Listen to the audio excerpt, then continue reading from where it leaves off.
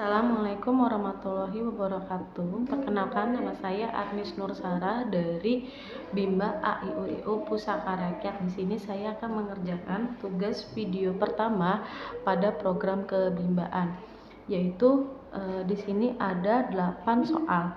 Untuk soal yang pertama yaitu jelaskan konsep filosofi kata bimba. Untuk filosofi kata bimba itu terlahir dari tujuan utama hidup manusia, yaitu bahagia dan selamat, di mana keadaan perasaan senang, tentram, dan terbebas dari segala sesuatu yang menyusahkan untuk bertujuan mencapainya kebahagiaan sejati. Dan yang kedua, jelaskan konsep kebahagiaan sejati yang Anda pahami dan bagaimana hubungan antara tujuan utama hidup manusia. Konsep kebahagiaan sejati yaitu bahagia dalam perasaan senang, tentram, damai dalam kondisi apapun dan dimanapun. Hubungan antara tujuan utama hidup manusia dengan bimba yaitu sangat erat, karena tujuan utama hidup manusia sejalan dengan bimba, yaitu bahagia dan selamat. Dan dalam mencapai kebahagiaan, yaitu kita selalu menikmati setiap prosesnya untuk mawas diri agar tujuan utamanya tercapai, dan selalu menerapkan 3 kunci kebahagiaan, yaitu beriman, berbuat baik, dan belajar. Dan yang ketiga, jelaskan konsep beriman, berbuat baik, dan belajar yang Anda pahami. Yaitu untuk yang pertama, beriman. Yang pertama adalah kita meyakini keberadaan dan sifat-sifat Tuhan Yang Maha Esa, sifat-sifat Tuhan yang maha baik, yang maha penyayang dan maha pengasih. Dan berbuat baik yaitu melakukan sesuatu untuk orang lain tanpa pamrih dan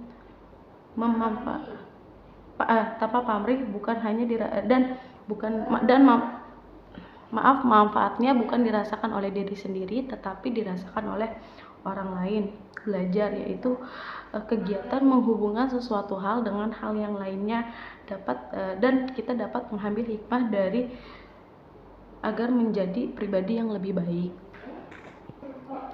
Untuk pertanyaan yang keempat, sudahkah Anda menerapkan konsep beriman, berbuat baik, dan belajar? Berikan masing-masing contoh konkret dalam kehidupan sehari-hari.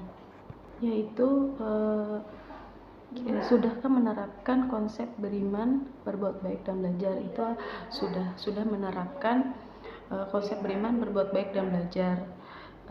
Untuk contohnya yaitu pada saat kita membimbakan.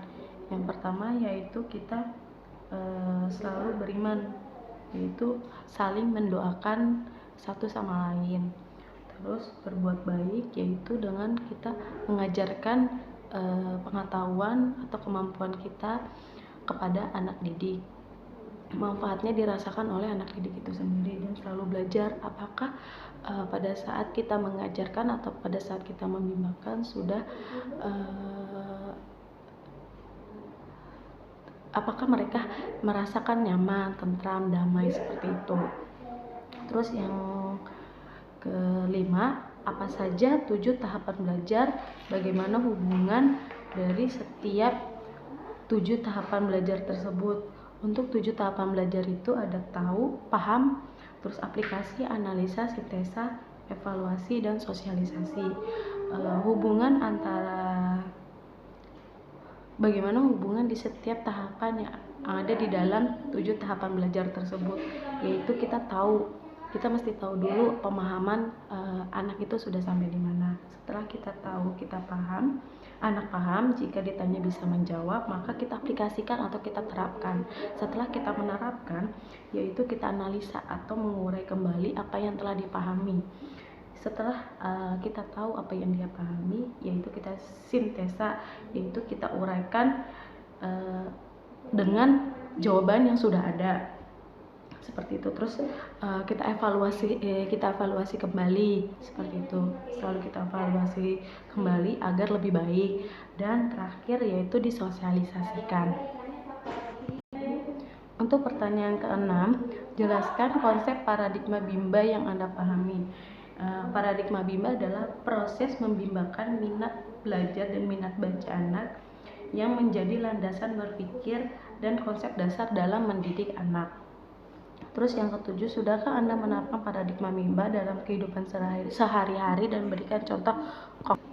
Untuk pertanyaan ketujuh, sudahkah Anda menerapkan paradigma MIMBA dalam kehidupan sehari-hari dan berikan contoh konkretnya?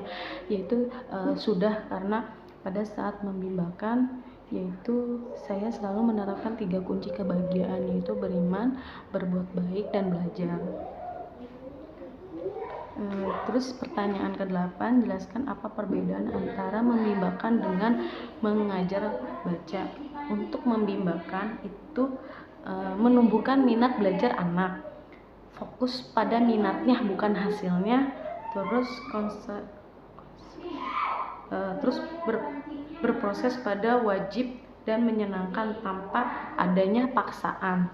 Terus kalau mengajar baca yaitu bimbingan atau les baca seperti itu. Terus fokus pada hasil yaitu nilainya 100. Terus prosesnya tidak menyenangkan dan terfokus pada anak bisa baca seperti itu. Dan sekian jawaban untuk tugas video pertama, kurang lebihnya mohon maaf. Assalamualaikum warahmatullahi wabarakatuh.